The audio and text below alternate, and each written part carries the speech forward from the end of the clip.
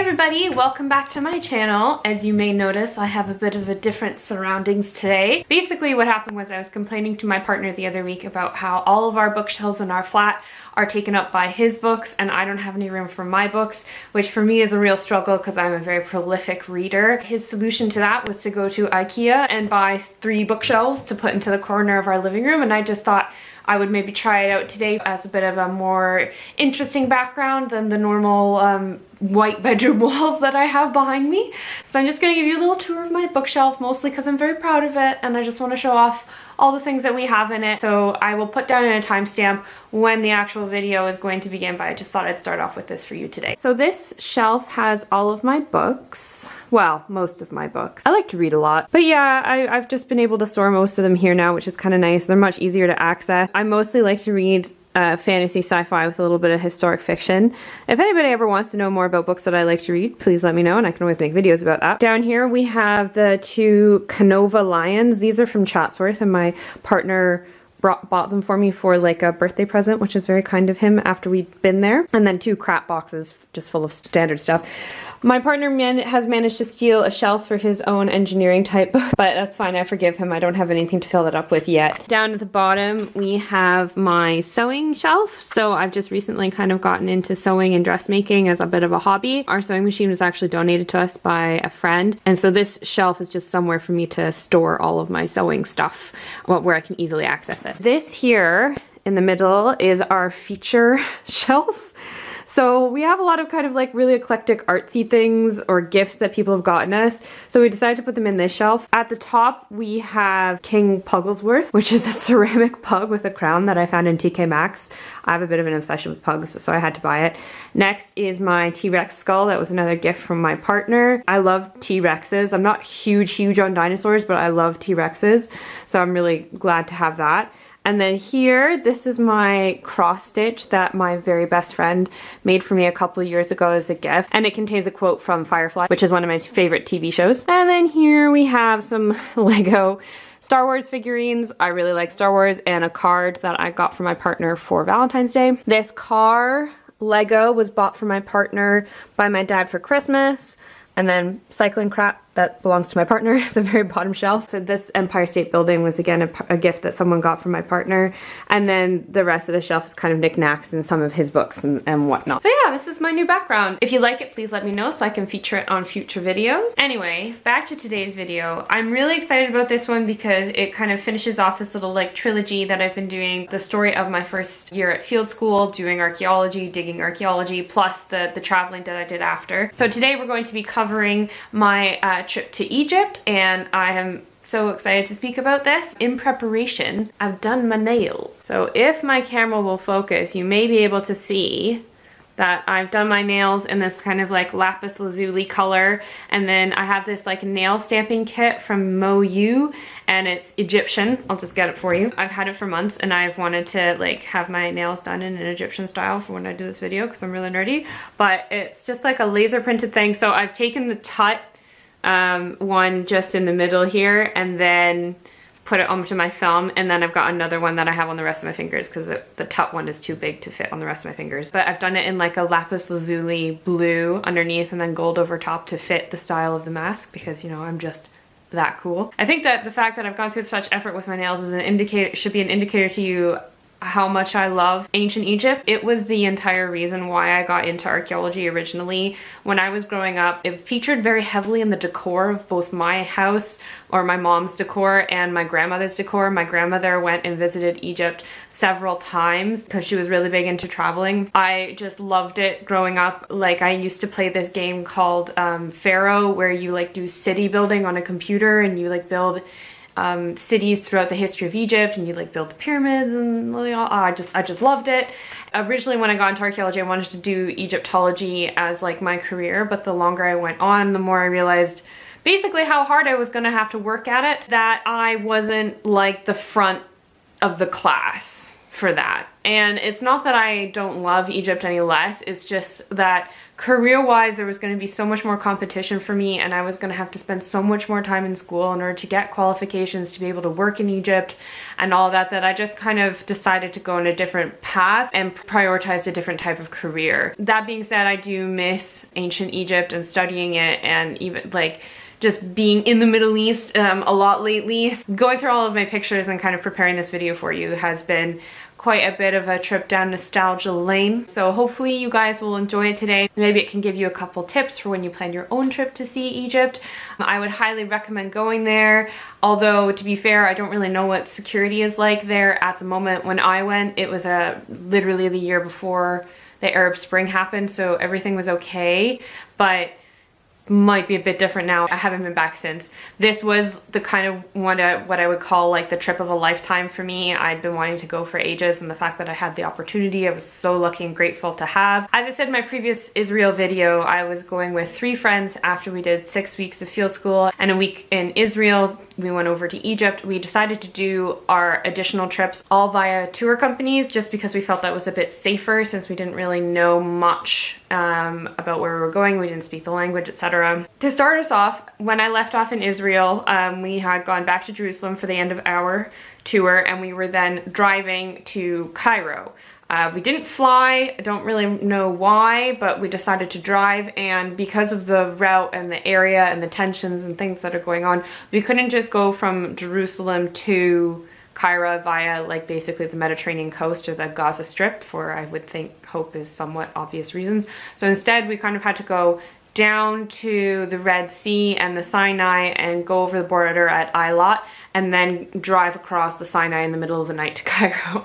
And it was without a doubt the longest car ride of my life. So I have a map here to kind of show you the route that we took from Jerusalem to Cairo, and then as well our general trip that we took when we got to Egypt. The drive itself was probably somewhere around like 18 hours total or something. It was not pleasant. It was interesting because from Jerusalem to Eilat on the border, it was like in a nice air-conditioned kind of like 16-seater van or whatever, and then once we got over the border, it was no longer air-conditioned. It was much more cramped space. We were delayed at the border for quite a few hours because it took a while to get through, and B, because we were traveling with 2 Americans, and at that point in time, at least how it was explained to me, if you were an American traveling in Egypt, you had to have they had like a agreement with the US government that you would get a bodyguard.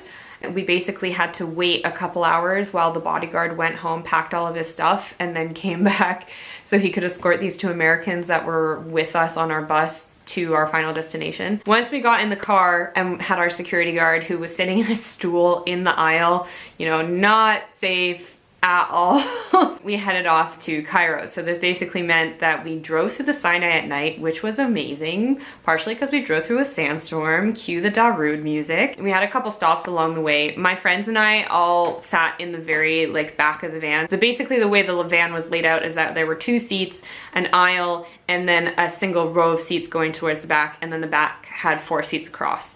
So we gave Andrew, our male friend that was traveling with us, the aisle seat because he was the tallest and he just needed to be able to kind of stretch his legs a bit more. But I essentially spent the entire trip like in the fetal position, basically huddled against the window, like alternately falling in and out of sleep and everything, and it was very cramped. Originally we had been told that we would be like arriving in the morning, but again, some kind of miscommunication. We ended up figuring out that we were actually going to be arriving at Cairo at like 2 o'clock in the morning, and our hotel wasn't booked until the next day. So originally we were all like, oh yeah, well no, we'll just sleep outside in the street, like whatever. Very interesting logic. However we came to that decision, I don't really know. But by the time we got out of the car, when we were in Cairo, I think we were all kind of like, yeah, whatever. So myself and one of the other girls, I think we were just like, I don't care. I'm not sleeping outside on a bench. I'm so tired right now. I've just been stuck in this van for 18 hours. We'll just put it on our credit card and pay for a room for tonight and just worry about it tomorrow. Luckily, we got dropped off at the hotel that we were staying at, so it was fairly easy for us to just kind of walk in and get a room for the night because they weren't fully booked. The first thing I noticed about Cairo was how noisy it was. It was just so loud, cars honking horns like everywhere, driving all hours of the night. Really wish that I had earplugs. The next morning we woke up and it was really amazing because the first thing that you could see out of one of our hotel windows was the pyramids of Giza. And we were just like, ah, like a bunch of archaeology nerds, like seeing the pyramids for the first time. We were just really amazed. Similar to our Israel trip, our tour wasn't starting for another day, so we had arranged with our travel agent to do a day trip to Alexandria, which we all obviously wanted to see. So we got picked up by our tour guide. We drove a couple hours north to Alexandria and spent the day on a tour there, which was just beautiful. I loved Alexandria. I would love to go back there again. It was very like Mediterranean city. Like it was not at all what I was expecting it to be like. We visited the Bibliothèque of Alexandria, which is a modern building that they've built to try to kind of replace the very famous Library of Alexandria. Highly recommend going there. It was a beautiful building, very interesting architecture. They also have some very cool like displays and collections there that you can go see. The one that I really particularly enjoyed was a collection of like set drawings and sketches by a guy called Shadi Abdel Salam, who was a really famous like set producer. He's Egyptian during like the golden age of cinema. And he, before he died, had been planning on trying to produce a film about Pharaoh Akhenaten, and he'd made all these amazing like sketches and drawings for his inspiration for the film, and they have them on display there, and I just, oh, they're beautiful. I absolutely love them. I would have loved to buy a book that has those sketches in it because my best friend works in like set and theater production, but unfortunately they didn't have any in English at the shop at that time, and I still checked their website to see if I can buy it, but I haven't managed to find it yet. We also went to go see the catacombs. We had lunch and we just kind of toured around the city a bit, and then we drove back to Cairo. That night we met our tour guide and the rest of the people that were on our tour. We went with a company called Top Deck Tours. Everyone on our tour was around our age. It was easy to get to know people. Our tour guide was a fairly young guy as well. We socialized that evening with everyone from the tour, and then the next day we went to Giza, which again, like absolutely amazing. Went to go see the pyramids. Unfortunately, did not get to go inside any of the pyramids. Apparently that is like an extra thing you have to pay for, and there's only a set amount of tickets per day for people to go on a tour inside the Great Pyramid. And we just didn't have that option for our tour. One thing I will say about the tour company that we went with, and as a warning to anyone who is planning on doing tours like this in future, is check your fine print. Because we didn't find out really until I think we were actually on our car ride from Jerusalem to Cairo that our entrance fees for all of the attractions that we were going to on our Egypt tour were not included in the price of our tour. So we had to pay separately for every single bit that we went into, which was irritating to find out like kind of last minute.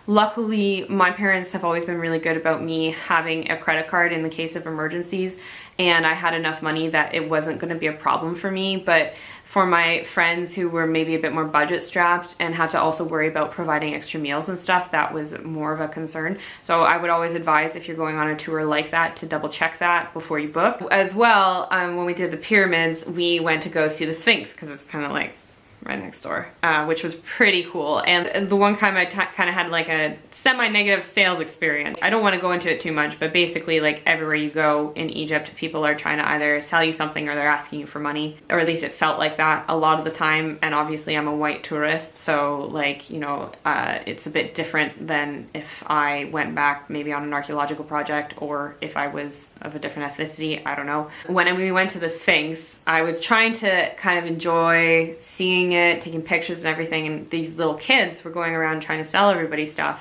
And I said no, like please leave me alone. And the little girl that was trying to sell me some postcards called me a bitch, which was like, whoa. And so I don't think I didn't call her a bitch back, but I was like, hey, what are you saying? Or like I basically got into a bit of an argument with this 9-year-old girl.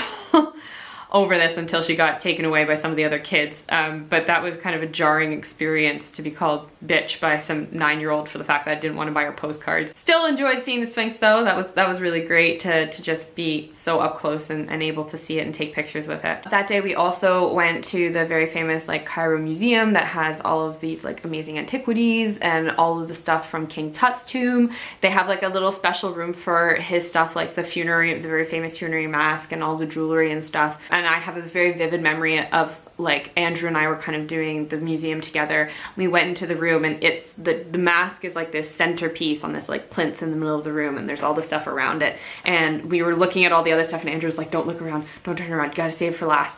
Like, don't look at it, no, it's fine. So then like we did the entire room and then we just turned around and it was there, and it was just like, oh my God, so beautiful, such like excellent craftsmanship and workmanship. It was amazing to behold. We also went to see the extra mummy rooms that were in there that have Ramses and a bunch of other very famous people. So yeah, that was definitely amazing. But obviously with a tour you don't get to spend as much time as you might like to as an archaeologist and heritage enthusiast. That night we left for Aswan and had an experience on the overnight train from Cairo to Aswan. I don't know if anybody else has heard about this, but it is interesting. We were told that we had first class tickets. I don't really know what was first class about that experience. I'm assuming the train has changed in the time since, but it was sketchy, probably the best way to say it. I ended up in kind of like a semi-private, not room, but like coach bit, because you're supposed to have beds, but that were your seats, but they weren't. They like barely reclined. I do remember seeing a cockroach on the wall at one point while I was trying to sleep. Like, we just kind of, like I said, our chairs were supposed to recline because we were in first class, but they really didn't. So what we ended up doing was kind of putting all of our luggage in front of our chairs and then trying to like lie half on our chairs, half on our luggage to sleep. So yeah, that wasn't exactly the most pleasant experience. The next day we were in Aswan and we did a felucca trip on the Nile, which was just beautiful. And that then ended in doing like a camel ride to a Nubian village where we got dinner and saw some like crocodiles and stuff like that. Very cool. Got some henna done. My camel riding at this point was not exactly the best. I didn't know properly how to sit on a camel at that point. So the next day was Abu Simbel, the very famous temple of Ramses II. Abu Simbel is an interesting thing because it's not even close really to Aswan. It's a couple-hour drive away. And we were told that we had to get up at like 3 or 4 o'clock in the morning to get into the car to be part of basically a tourist caravan that's police escorted to the site because there was a risk of basically people hijacking cars and trying to kidnap people if we didn't go in this special police caravan. So we got up, we're in the car, drove over, but conveniently this meant that we arrived at Abu Simbel at dawn, which was pretty cool. I felt really bad for my friend at this point because when we got out of the cars, I don't know what happened, but she was under the impression that we were just gonna take a bathroom break before going into the actual temple. And so she left all of her stuff in the car, and then all of a sudden we were going into the temple and she couldn't go back to get her camera and stuff. So that day I like kind of lent her my camera, and every picture that I took of myself in front of stuff, I then switched with her so that she could have all those images of herself being there. The temple itself was really cool. We weren't allowed to take pictures inside, but you could take as many pictures as you wanted outside. The sister temple next door is for Ramses' wife, Nefertari, who's actually one of my favorite Egyptian queens. After we did that, we went and did like the typical tourist trap at a perfume shop or whatever, went back to Aswan, and then we got onto a cruise ship. And this is another thing that I disliked about the tour company and the tour that we went with, was that they kept on like being like, oh yeah, here's another hidden cost that we didn't really tell you about. So the first thing was the fact that we didn't have entrance fees to everything. The second thing was that when we showed up, we got told about all these like optional extras for the trip, and the cruise was one of them. So instead of driving from Aswan up to Luxor, which was our next destination, they told us that we could have the option to take a cruise ship instead. But of course, we could only take the cruise ship if the entire tour agreed to doing it, because they couldn't leave some people out, which was kind of put a lot of unfair pressure on people to say yes to doing it, because clearly the majority of people wanted to do that. So yeah, I don't really agree with that tactic myself. We ended up doing it. It was like a typical river cruise ship. Still still had a little pool. Everyone had a stateroom with like a little toilet. There were kind of 2 people to a room.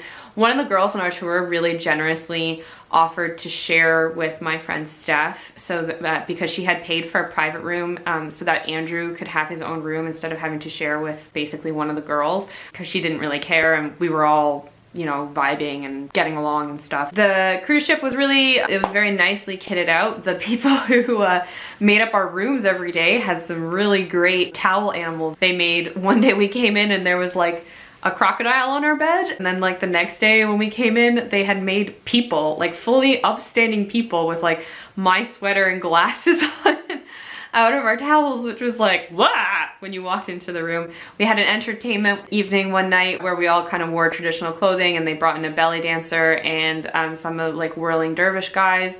The food was excellent. I bought this ring on the cruise ship, which is a little Eye of Horus, as like a bit of a, you know, a little souvenir for myself. I think it's like 9 karat gold. It's not high value or anything, but I really like it, but it catches on everything because of the pointy bit at the end. The other benefit to taking the cruise ship was that we got to stop at 2 extra stops on our way up to Luxor. So the first one was a place called Komombo, which is a temple along the Nile. It's a Ptolemaic era temple. It's actually unique in that it's a double temple because it's for 2 sets of gods. The main gods worshipped there are Sobek, who's like the god of the Nile, Hathor, who's like the goddess of love and fertility, and Khonsu, who I'm not sure what he's the god of. Horus is also worshipped there as well. The unique thing about that particular temple is that everything for the 2 like concentric things is like absolutely perfectly symmetrical, so there's no precedence being given to one set of gods over the other. The next stopover that we had was a place called Edfu, which is again the site of another big temple. Again, it's Ptolemaic, but it's very, very well preserved. And it's huge, like huge upstanding temple. I think we had about maybe a day or like a day and a half on the boat before we got to Luxor. We ended up being there in the evening, I remember. We ended up kind of tagging on to someone else's tour. I should note here that we had a tour guide who came with us everywhere. He was like, he was Egyptian, dealt with like, you know, getting us into our hotel rooms, our transport, all that kind of stuff. But he never actually came with us onto any of the sites because the Egyptians have this law that you need to have like a degree in Egyptology in order to actually be a tour guide on site. And so every time that we went to a site, he would kind of stay back in the car and we'd get like an official tour guide for that particular site that knew all about it to take us around. So we ended up going on this tour in Luxor, and I guess this hadn't been properly communicated to the other group that we were joining them. And I remember that there were these really snobby girls being like, oh my god, what a bunch of tour hoppers. Like trying to make fun of us for the fact that we were just, you know, we were getting what we paid for because nobody had told that tour group that we would be joining them, but whatever, it was just petty. We went on kind of the sunset tour. You know, you have the big avenue of all like the ram's headed sphinx things. So Luxor temple itself is not to any particular god. It's kind of dedicated to the idea of the rejuvenation of kingship, and it's where they think pharaohs would have been basically like crowned during ceremonies, and it's part of this kind of big Egyptian cult heavy area of this particular bit of Egypt because it's right next to Karnak Temple, which was like the temple in the New Kingdom. The next day after we did Luxor, we went basically across the river to see the Valley of the Kings, Deir el-Bahri, the Colossi of Memnon. We started off going to Deir el-Bahri, which is the temple of King Hatshepsut, which is the woman who basically in all the iconography presented herself as being a male. She was the daughter of a pharaoh and she was married to her half brother. He wasn't a very good king of Egypt, so she just kind of probably took up the mantle, and then when he died, instead of crowning her stepson who he'd had with another woman in the harem, she basically made herself king or co-king with her stepson and ruled Egypt by herself for like 20 years. She's like a boss ass bitch, and she is underrepresented. People always talk about Cleopatra and it's like, no, Hatshepsut's the original. She is my favorite Egyptian queen, hands down, and has been for a very long time. The first book that I ever read that really sucked me into Egyptology was Child of the Morning by Pauline Gedge, which is a story of Hatshepsut. It's probably like 20-30 years out of date now, so some of the stuff that she talks about in the book I think has archaeologically been either proven wrong or whatever, but obviously it's historical fiction. It's not meant to be an exact retelling. It's retelling through her lens of what she thinks happened, but it's an amazing book. I highly recommend reading it and pretty much all of her work that she's done on ancient Egypt. This temple at Deir el-Bahri is like kind of the big remnant of Hatshepsut's reign, because after she died and her stepson finally like took the throne, he basically erased almost all trace of her. There's a variety of like theories as to why he did that. If he was like angry that she kind of prevented him from being rightful king for so long, or if it was just kind of more of a political move, and it wasn't exactly personally motivated. We don't really know. So being able to visit that was amazing. Next up, we went to the Colossi of Memnon, which are famous statues, falling apart a little bit, and there really isn't that much to see, but they were cool. The last leg of our trip that day was to the Valley of the Kings. Obviously, like, oh my god, it was amazing. Again, we had to pay to get in at the thing, and we found out once we got there that the ticket that we bought didn't include seeing Tut's tomb. You had to pay extra to go see that, and by this point I think we were all getting a bit skint, so I think 1 or 2 people maybe went to go see it, but I didn't. Our ticket itself got us in to see 3 tombs that day, and I couldn't tell you exactly which ones I went into because I don't remember. The one that I do like vividly remember was this one where basically to get to it you had to go down like an almost vertical shaft for like quite a long ways before you got down there, and you went down a couple steps, and then because they don't have ventilation in these tombs because they're not really meaning for live people to go into them when they create them every single day. You just get hit as you go down the stairs with this like wall of humidity and like just smell of people. It was so hot. We got down to the bottom and they kind of funneled you in a line through 2 rooms, and they had fans and stuff down there, which was fine, but it was so hot. Oh my god, I was like dying. I was just sweating, and then it was so hot inside of the tomb from like all the heat of people's bodies and sweat and the humidity from their perspiration that you got back outside into like 35-degree weather and you were just like, it's nice and cool out here. To be fair, I was in the shade for quite a bit, but like, oh my goodness, it was just like, that's probably the hottest I've ever been in my life. They don't allow you to take pictures in the Valley of the Kings, or at least they didn't when I went there. I think that might have changed now. So I don't have any photos of me in the tombs. The day after that, we did Karnak Temple, which is a huge, basically this giant temple to Amun-Ra, who was kind of like the main deity during the New Kingdom. And New Kingdom is kind of my favorite of the 3 kingdoms of ancient Egypt, and was a really kind of like a zenith of their civilization, and the temple itself was like, it's absolutely huge. We had actually just studied, I think, art and architecture of ancient Egypt, so Karnak itself is like a really excellent example of Egyptian architecture, so we were all very excited to go see it. We got really lucky on the day that we went because it was so hot that no other tour group decided to go. But we were like, no, we're going. We had this really lovely tour guide. His name was Sammy, and we essentially had almost the entire place to ourselves, which was like amazing. That doesn't happen when you go on tours to these like really popular places.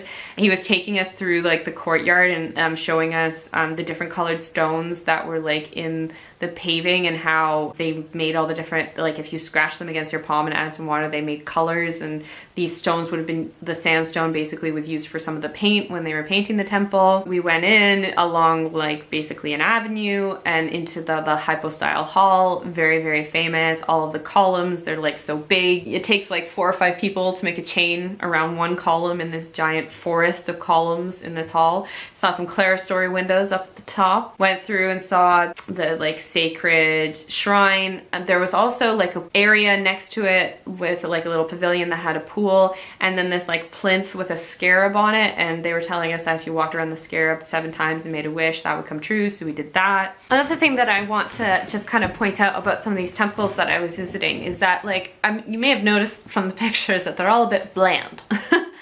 They're all kind of like one color, and like while they're very awe-inspiring due to their size, they kind of blend into the landscape. And I think that tends to give us a very like stark, Spartan view of what Egyptians were like. What I liked about Karnak, and what I again kind of regret when I got there, is that one of the shops nearby had a book with recreations of what it would have actually looked like back when it was painted. Because all of these temples and all of these statues and everything, they weren't just blocks of stone that they just put places. Like, they painted everything. They painted all the temples. They would have painted them white and had blues and greens and reds and yellows and all these different colors on them. And this book that I came across for kids had all of it recreated with like processions going through it and stuff. And I really regret not buying that book because I would love to be able to look at it now. After we finished Karnak, we were going back to Cairo, but we had to leave the boat, and we had to basically drive out to Hurghada, which is on like the Arab Red Sea something, out to Hurghada on the coast, and then back into Cairo in like a big triangle as seen on the map. We were told that this was because we couldn't sail or drive up the Nile from basically that point onward to Cairo, because that part of the Egypt, kind of called Middle Egypt, it was a bit, I guess, sketchy.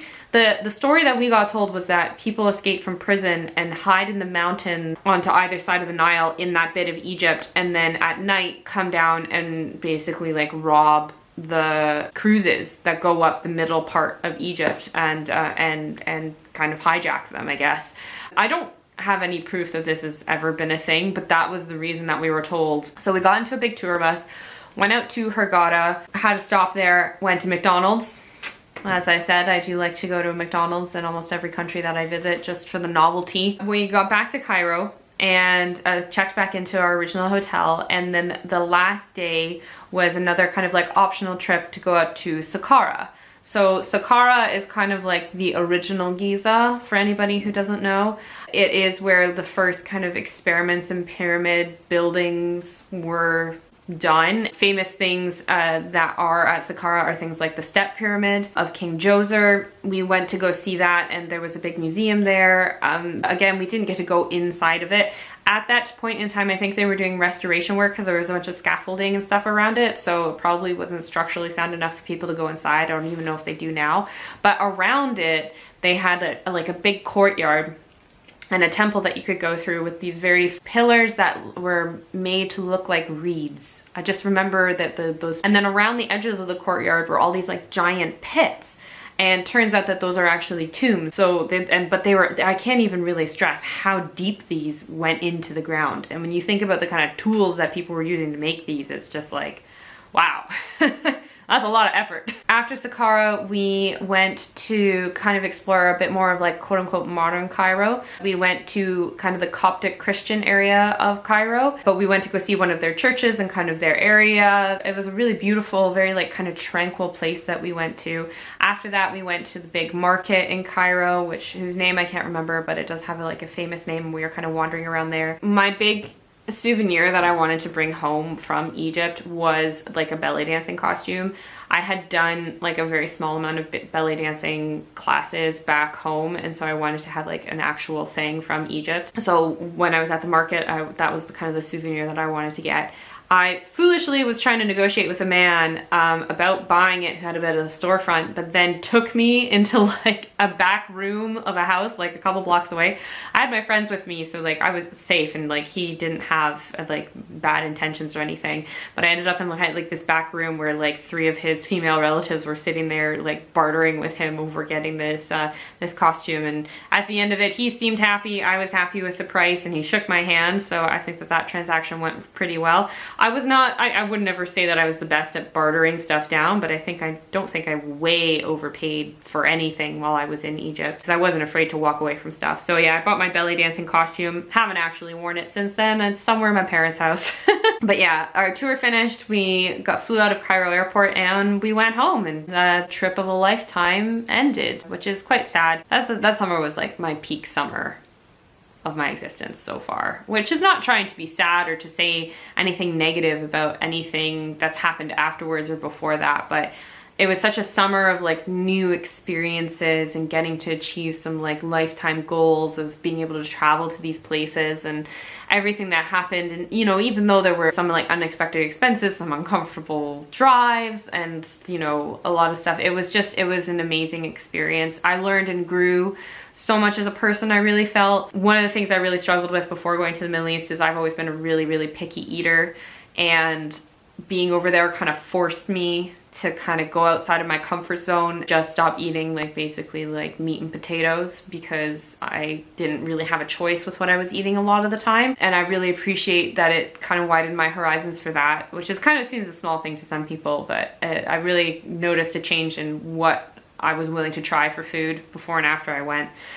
And it was just amazing to go there to see and speak to everyone. I had taken some Arabic lessons at school before I went over, so it was really nice when I tried to speak to people in Arabic, both in Jordan and in Egypt, how they responded to me. I would like to think that they appreciated that I was making an effort to speak to them in their language rather than expecting them to know mine. You know, I had very pleasant interactions with anyone. I never felt threatened, I never felt overly objectified, I didn't get grabbed at, which are stories that I have heard of happening in that area of the world to white women, but I was lucky enough to avoid that potentially because I was wearing a pixie haircut, as I've said before, and people just really didn't know what was going on because I was wearing such baggy clothing as well.